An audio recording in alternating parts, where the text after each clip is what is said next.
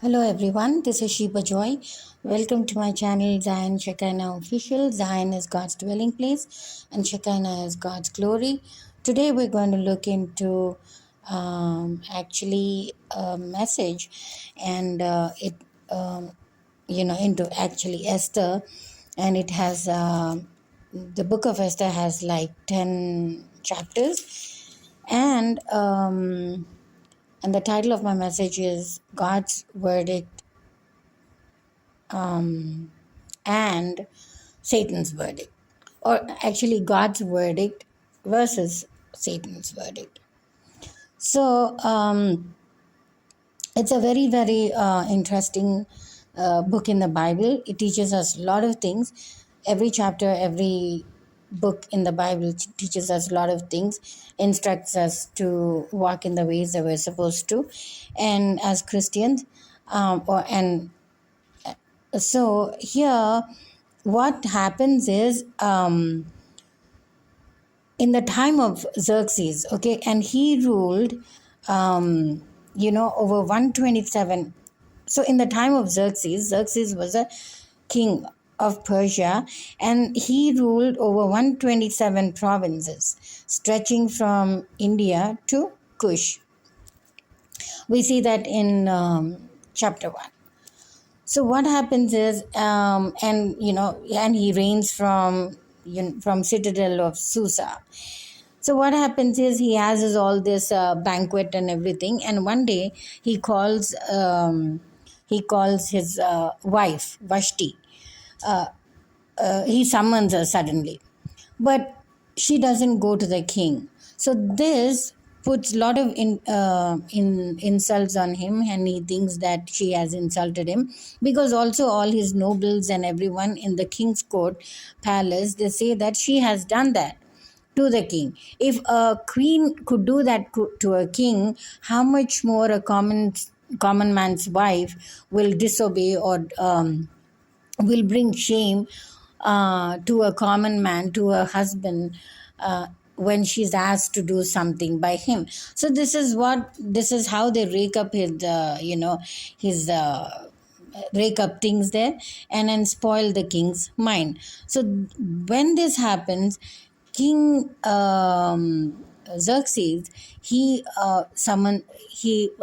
immediately divorces Vashti, and he keeps looking for another woman to get married. In this time, Mordecai, who is Esther's uncle, he sends her there because of God's instruction as one of the women to be in king's court, so that the king can get married to Esther. Now this is all God's doing, okay? So when this happens, I'm giving you one stretch, and then I'm going to go deeper into the message. So when this happens, Xerxes sees, after they go through like a lot of beauty treatments and all that stuff, Xerxes sees Esther, and he likes her, and he gets married to her.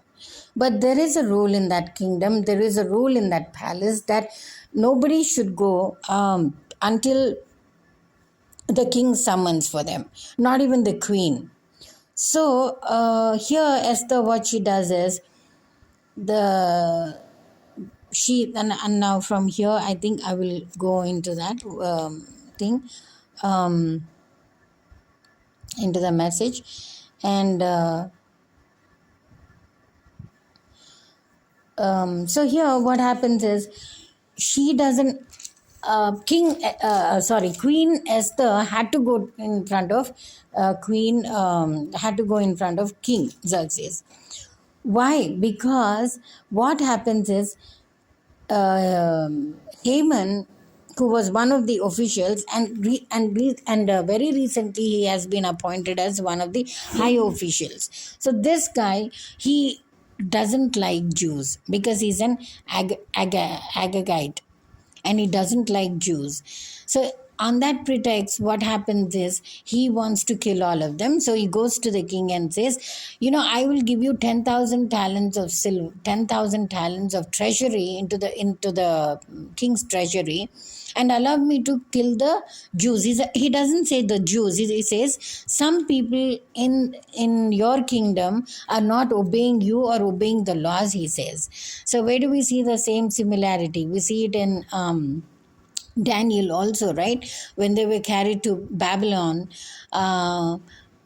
in front of Nebuchadnezzar, what do they say that he is not obeying the laws of that kingdom. So here also they say this Haman says that they're not, some set of people, some group of people are not obeying you.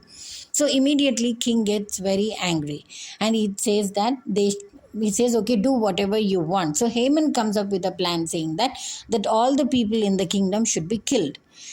This disturbs Mordecai very much. Why? Because Mordecai was a Jew. So he immediately sends word to Esther, and he says that there is going to be a mass killing of Jews, which was ordered by King Xerxes, and he tells her that he has to do something about it. Queen says, by then, because he marries Esther, she becomes queen.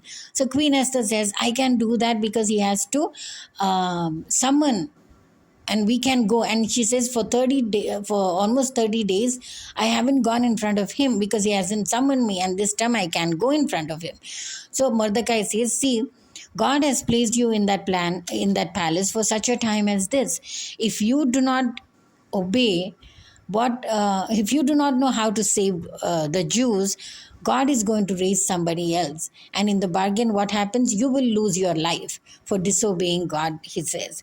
So Esther comes up with a plan saying that, okay, now what we're going to do is we're going to fast. She says, I will fast, and she also tells Mordecai and all the Jews to fast for 3 days and 3 nights. They do that. Then the beautiful thing happens here. What happens is, if you look here, initially, out of all the beautiful women, Esther also was one of the beautiful women. But, there might have been more beautiful women, but Esther wins everyone's favor in that court. We see that in Esther chapter 2, 15. We see here saying that when the turn came for Esther, the young woman Mordecai had adopted, the daughter of his uncle Abihail, to go to the king. She asked for nothing other than what Haggai, the king's eunuch who was in charge of the harem, suggested, and Esther won the favor of everyone who saw her. So why? Because she was a child of God, right? She was a Jew, she was a child of God. So she wins favor, and not by duplicating someone else, or not by copying someone else, or not by imitating, or not by even having some dirty tricks. Nowadays we have people who want to please people in their own wickedness, in their own ways, right? When they're not even genuine, they try to do that. But here, God's favor was on her, and that's why everyone liked her, regardless of who she is, what she is, and why she was there. And actually she's there as a competitor to others, right? But even then, because of God's favor, that's number one point, that everyone, they like her. Second is, what happens is, at the gates, Mordecai listens to these two guards who actually try to assassinate King Xerxes. He listens to that, and he sends a word to Esther immediately, Queen Esther, saying that two guards over here were talking to assassinate your husband, King Xerxes. So protect him. So Esther takes care of that, and the king is protected, and the two guards, are punished, and their life is taken out, and all that. One day, what happens is, Mordecai, Xerxes, he sleeps, and for some reason he's not able to sleep. When he doesn't sleep in the middle of the night, what happens is he wakes up and he says, I have a dream about this man who rescued me. He has the guards over there asking, like, did we, like, even uh, did we, like, give him any gift? And the guards say, no, king. And then immediately he summons people there. And who is there at the bedroom at that part of the night? Haman. Why? Haman, see, I'm not reading all these things because it's like I'm taking the whole book of Esther from chapter 1 to 10, and I'm saying this message. So Haman says, actually, I think I should read this. It's in chapter 3 where Haman,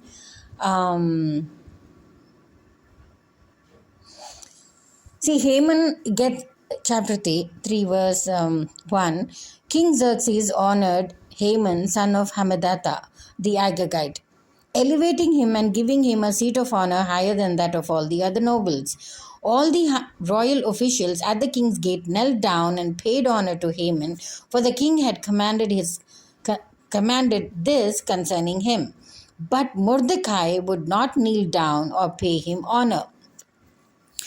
So what happens is here, Haman is made the official. Then Mordecai, gets very agitated, and he wants to be at the, king wants to kill all these people. So he goes into tell this plan to the king. But what happens? Did you see the way that God works? Satan has gone one way to harm his people, to harm God's people, but God goes ahead of that, head of that devil, head of the demons or Satan, whatever you can say, and then goes ahead and saves his people. So when king wakes up and he says, oh, how is it that we did not we did not reward Mordecai? And then he says, okay, I want someone to come in. And then immediately Haman is at the bedroom of king. Why? Because he wanted to uh, uh, stand there and tell him to give the verdict that all the Jews should be killed that very morning. But he was not even like, but what happens is he cannot rest even until that night. So he goes to the king's palace, he goes and stands by the king's bedroom, and then he waits for king to wake up. So look at the wickedness. I mean, look at the eagerness of Haman to kill Jews. Look at the wickedness of these wicked people to destroy Jews. Suddenly, when they say that, when they say that Haman is standing by the bedroom side, without giving a second thought, King Xerxes says, okay, he summons him and he says, what should be done to the person who is due honor? Then Haman thinks it's him. So he says, oh, he should be, he says, I think actually you should like read it here.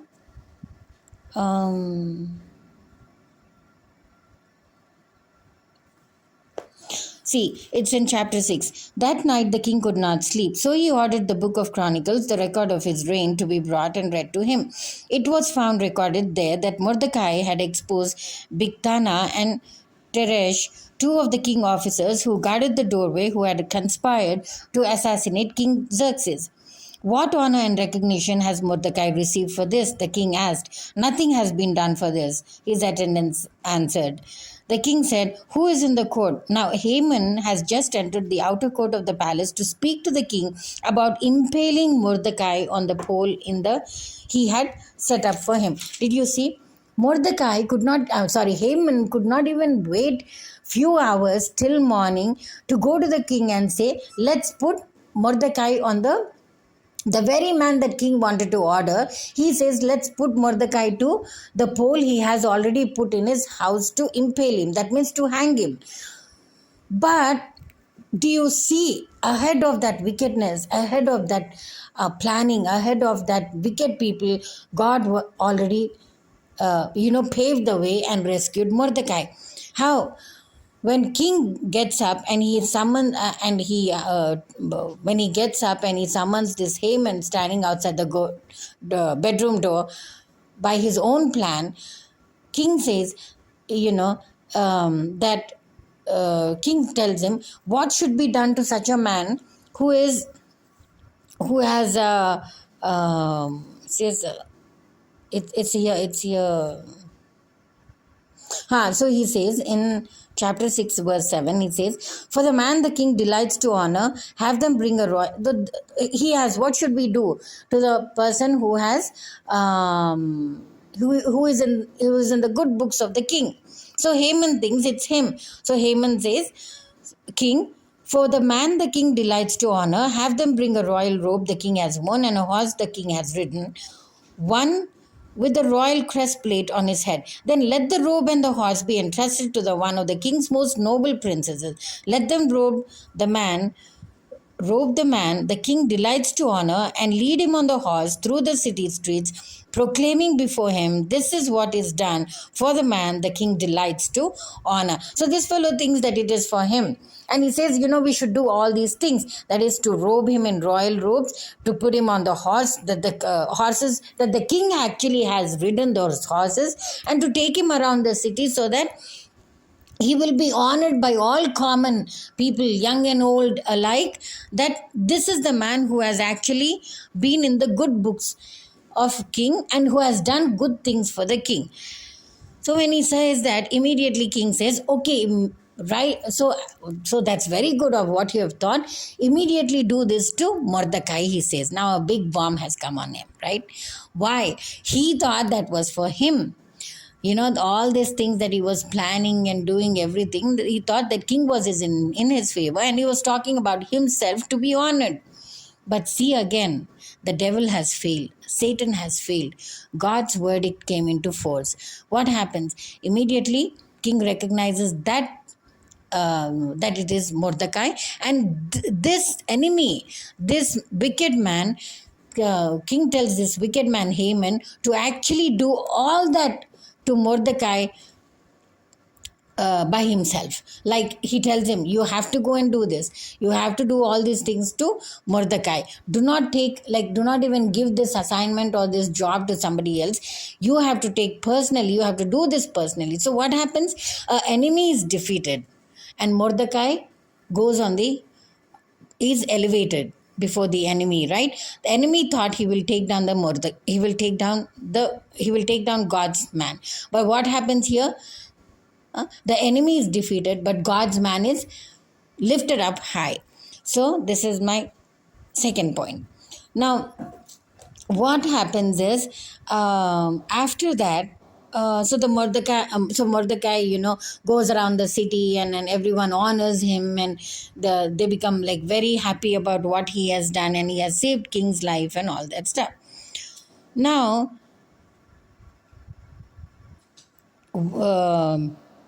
what and then what happens is, Mordecai goes back to the king and he says that we need to do a mass killing to the group of people. He doesn't say that they are Jews, they are God's people. Immediately, and then King Xerxes, he puts his signet ring and he gives him permission to do that. At that point, this Haman, he goes around, he goes to the city, and he gives charge to all the provinces. The 127 provinces that we read is in charge of King Xerxes, right? Under him, all those provinces, he gives this charge sheet saying that all the Jews on such a day will be killed because it's a king's order. Can you imagine what could have happened in the lives of those innocent people, in the minds of those innocent people, in the minds of God's people? Actually, tears came to my eyes when I was reading this, because it is such a terrifying news, right? That, see, whatever the king orders will literally be done, will literally be done, and it will be seen and the officials will see that it will be done. So it's no like no turning around or no guessing work or no nothing like on, or the plan will not fail or anything like that, but that will definitely go ahead and something like that will definitely happen because it is the king's verdict, it's the king's judgment, it's the king's plan to do that. So people get very scared. All these Jews who are living in all those provinces, they get very scared, they get very perturbed, they don't know what to do. To my mind it was coming that maybe they wanted to move out, or maybe they wanted to bring some of their people to their rescue. Maybe they were consulting the other people, what should we do about these things, or maybe they were like, Lord, what maybe they wanted to send their wives and children to other place, or maybe they wanted to escape, all the families leaving their belongings and all that, wanted to escape those places they lived. All those things they must have thought, isn't it? Because the first action of plan is, when the enemy comes like that, the normal innocent people, they do think about all these things. But here what happened is, we have to know that God's people did not react in that way as how the enemy would think that they would. You know, so what did they do? 3 days they went into fasting. 3 days they put on sackcloth and they put on ashes and they went into fasting. 3 days. 3 days, day and night, without eating anything, it says in the Bible, not even having a drink of water. So when that happened, God moves in mysterious, he moves in mysterious ways. So what happens is, Haman goes and he gives this verdict and all that stuff. Now Esther comes into position. She says, after she hears that king has passed such a rule to annihilate all the Jews, that means to kill all the Jews in all those provinces, she becomes very perturbed. Because why? She becomes very sad because she's also a Jew. So like I said before, she can't go into the king's palace, into the king's courtroom, unless unless the king summons her. But here she, after those 3 days of fast, she makes it a point. She gets the power of God. She doesn't fear anything. She says, even if I perish, but I will rescue my people, she says. And so, this has actually put me in a thought about my mom, who was actually like that. So she goes in, and then she opens the door of the courtroom, and the king gets like kind of like shocked, because until and unless he summons, nobody should be coming into that place. But Queen Esther goes in. When she goes in, immediately he puts his scepter forward, which means that she's not at fault, but I have given her permission to come, kind of like I have given a rescue ticket, a rescue plan. So it's not that the court, the law that was there was to actually put them in prison or even kill them if they've come into the king's courtroom without any permission. But here, if king puts his scepter forward, that means that she can come in. He has given a rescue plan. He has given a rescue, he actually rescued her from having that kind of judgment pass on her. So he puts the thing, and she goes and touches him, and she says, I have nothing, but I just want you and Haman to come for dinner. And king gets a little perturbed, and he says, why? I can give you my half of the kingdom, I can give you this, I can give you, what is it? And she says, no, there's nothing, just come for dinner. So finally, King Xerxes and Haman go to Queen Esther's banquet. She makes a banquet. Now, there's another, my third point. Why a banquet? Why a banquet? Banquets are done when we go to banquets. Banquets are given when there is a celebration, right? But here, is there a celebration that Queen Esther could see, or Haman, or king, or even Mordecai? No, right? There was no celebration. In fact, the whole people of Jews and even Esther are sad inside. They're sad. They're feeling very sad, and also they're feeling very um, uh, like they do not know what to do, because the verdict for killing has already passed. So every Jew in every province knows about the day and date of the time that the king's soldiers would come and hang them or kill them, or don't know what how they would do, but they would do that. So that judgment was already passed. But why a banquet? Banquets are given in time of in celebration, right? But here, if we see, God has already made, God's ways are mysterious. Instead of Queen Esther going and giving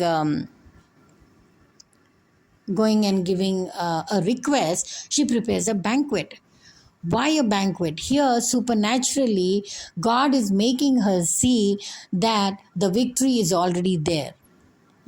A banquet is for celebration, but when so much of sadness, so much of gloominess, so much of everything, uncertainty is present in the minds of Jews, and even in Esther, still she prepares a banquet. Why? It's time for celebration. It's like pre-victory. God gives her that supernatural mind and supernatural setting there, saying that I've already given you victory, and so this is the banquet in order for you to go ahead. So banquet denotes celebration. Celebration means victory. This is how beautifully God orchestrated that whole thing. So at the time of banquet, what happens is, here we see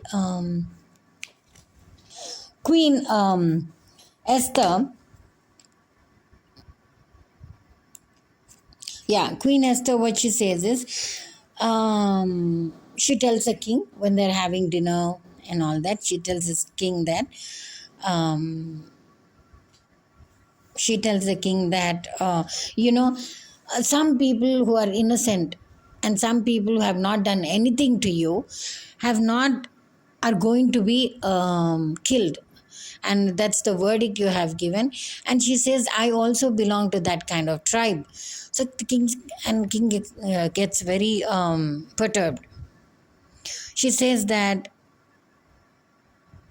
it's very beautiful. I have to read this. In chapter 7, Esther chapter 7, it says, then Queen Esther answered to the king, if I have found favor with you, your majesty, if it pleases you, grant me my life, she says. This is my petition, and spare my people, this is my request. For I and my people have been sold to be destroyed, killed, and annihilated. If we had been merely sold as male and female slaves, I would have kept quiet, because no such distress would justify disturbing the king. See how beautifully Queen Esther, with all the wisdom, she tells the king, saying that, if we were only, I and my people were only, sent as slaves, it wouldn't have mattered. But your judgment has passed, saying that all of us should be killed. Immediately, King Xerxes doesn't understand all this. In chapter 7, verse 5, he says, King Xerxes asked Queen Esther, who is he? Where is he? The man who has dared to do such a thing. Then immediately, what does he say? He says, who is this man who has done this? Then Esther says, an adversary and enemy. This is vile Haman. Did you see this? She immediately she says, it is the adversary and enemy. See, a wicked person will never be a friend to the right and the just people who are obedient to God and are doing God's laws. So they are always enemies.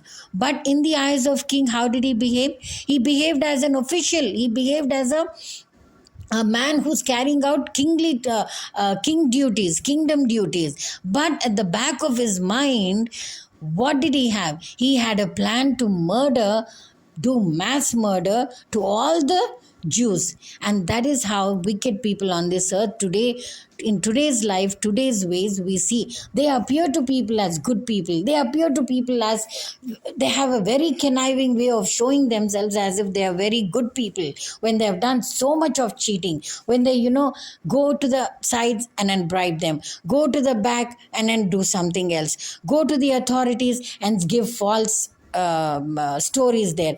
Go to the other authorities and give bribes there. So they make sure in today's life also that these people do all kinds of things to save their wickedness and illegal things and wicked ways. But God is on the throne, right? God is on the throne. What did he do? As soon as the king heard this, I believe that the Spirit of God entered, King Xerxes, and it was a move of God that made him understand the whole scenario. And immediately he says, bring that man. And when they bring, and when he knows that it is Haman, he says, the, he gets very shocked. But at the same time, what happens is this King Xerxes, because Haman is an official, maybe there would have been different laws about him not being killed or impaled on the pole that he put for Mordecai. But because Haman, um, and what happens here, and King Xerxes would have not taken any, maybe not taken any serious step about Haman, but just imprisoning him or something like that. But here, how God moved again. Haman, what he does is he goes and falls at the feet of Esther and he says, do not do anything to me, I'm sorry, rescue me. But when king sees that, because he's like thinking about what to do, maybe in the courtyard and all that, where she was giving banquet, when he turns back and sees Haman over Esther, he thinks that Haman was molesting or being rude to queen. So he gets very angry when he sees that. He says, how dare this fellow does such kind of act to the queen, my wife. Immediately take him and appeal him on the pole that he put for Mordecai. I mean, he doesn't say he put for Mordecai, but he says, go and put him.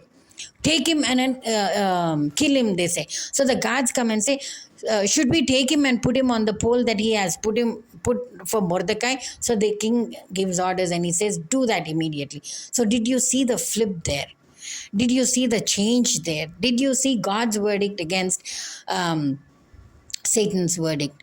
Immediately what happened? The guards take him, put him on the pole of the where he wanted to kill Mordecai, and they appeal him on the pole. That means they hang him on the pole, and not Mordecai, sorry, Haman, and Haman gets killed. So what is that? Devil, Satan has many plans. They can come in very wicked ways, in many ways. But God is the ultimate source. God is the ultimate, uh, uh, he has the ultimate verdict, because he doesn't let any of his people suffer, or he doesn't let any of his people be unjustified by his justice, be unjustified by the judgment he has to give to the enemies on account of his people, right? So we see that as a fourth point. The fifth point is again elevation. What does God do here? Then Mordecai comes into the court. Mordecai takes the position of Haman, and also Mordecai takes the house of what Haman has built, the cottage and all that. When he received all those awards from king, because he becomes the highest official, he calls himself like that. So it's the same thing, the enemies might look rich, the enemies might have money, the enemies might do all kinds of things, all kinds of like illegal businesses, and do all kinds of things, but suddenly they will lose all that and they will lose their life also. Here we see that Haman's sons also, all his 10 sons also will be killed by Jews. Why? Because what did Haman plot? He plotted that all the Jews, some thousands of Jews living in those 127 provinces, he wanted to kill them, right? But what did God do here? He wiped out his lineage. He wiped out his entire family. Haman, his sons, and also his wife, I think. So because what happens is, when people go against God's people, When wicked people go against God's people, God stands in the gap and he takes the verdict to punish the wicked and to exalt the righteous, to exalt his people. So here we see that Haman is killed, his sons, 10 sons are killed. Mordecai becomes the head official in that court. And not just that, the other verdict, God's verdict, final verdict, the fifth point is not only does Esther become safe and Mordecai gets all the riches and he has a big post in the king's court and all that, but also for the Jews, they make new laws saying that they can worship. They can worship when they want. They can worship. They can go to the sacred places and worship. They can worship. They can have festivals, Jewish festivals in that place. So all these things, all these rules and laws and everything for the Jews come into place. So did you see that?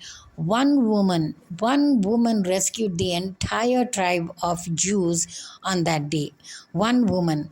So God does mysterious things. We sometimes, mysterious things.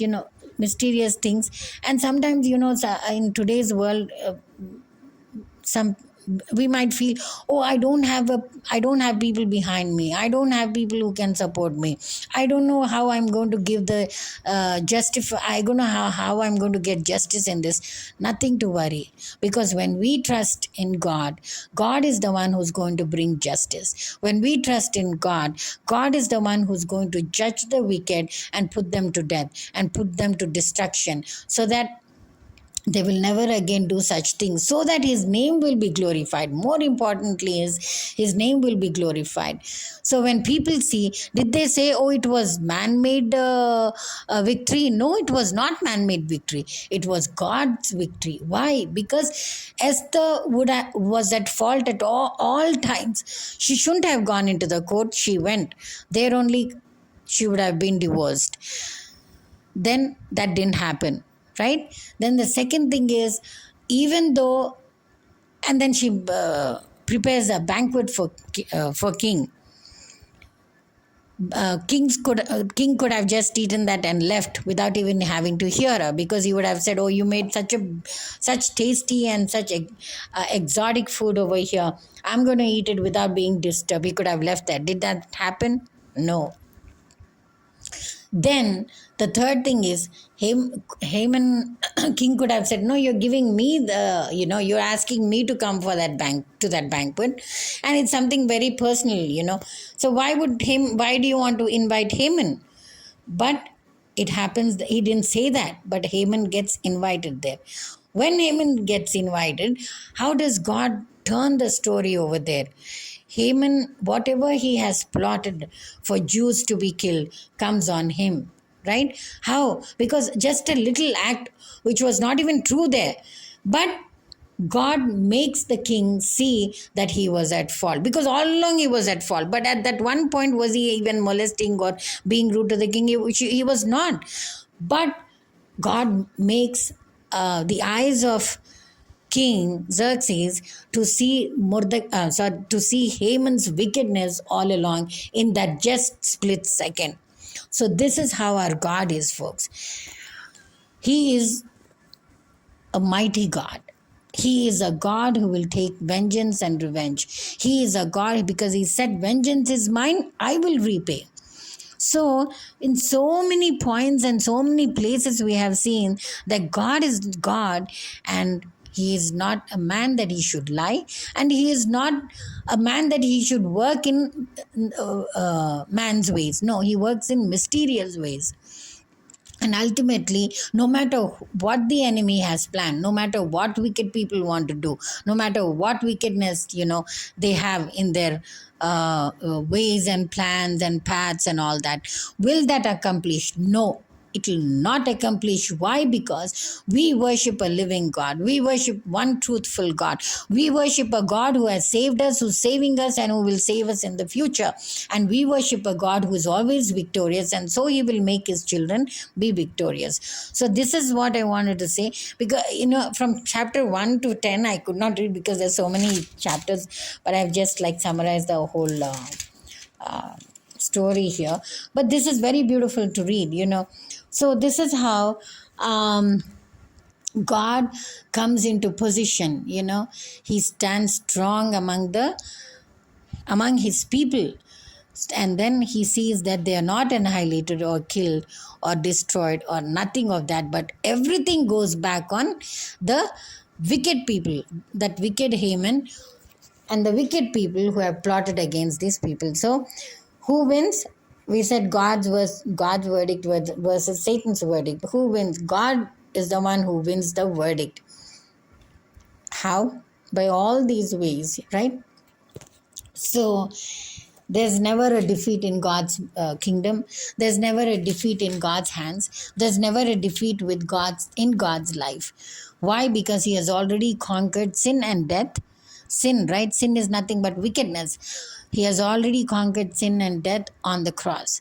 He has already conquered victory for his people on the cross. He has already conquered restoration, redemption on the cross for the right people, for his people who obey him and who are not wicked and who are like justly known by him, right? See, sometimes the world may see a just person or a good person as a bad person. Why? Because the wicked people tell a lot of gossip. They do a lot of gossip. They tell a lot of lies. They do all this. But all that thing will be cut off. That is nothing before God. That is nothing, even it should not be nothing before the right people. And that's how even I'm living my life, because I know that verdict is going to be passed by the wicked. I know the wicked are going to be destroyed. I know the wicked will have to face his judgment. Vengeance is mine, I will repay, he said. I know that wicked will be destroyed and dead. So all these things will happen. Why? Because we trust in the living God. We trust in the God who saves. And he does that. So just like Esther, it is not just a Bible story, folks. Because what do we learn about God? What do we learn about Jesus? That he is the same yesterday, today, and forever. These stories, these true stories, these true events that have happened are a way for us to know that God will perform such things when we trust him. There's a song that I'm reminded of. It says, trust and obey, for there's no other way but I forgot that, but to know that, I think trust and obey, there's no other way. But to trust in Jesus, is to trust and obey. So just trusting him will give victory to his people, will give victory to us. So I wanted to talk about this today. I've been very so this is how our God is. He doesn't let the innocent suffer or be defeated, but he makes sure that in the hands of wicked, he makes sure in turn that the wicked suffer, the wicked are destroyed and dead, and the wicked have no other say, but God will be exalted in all these things. So thank you so much for listening, and may the Lord bless this message. Thank you.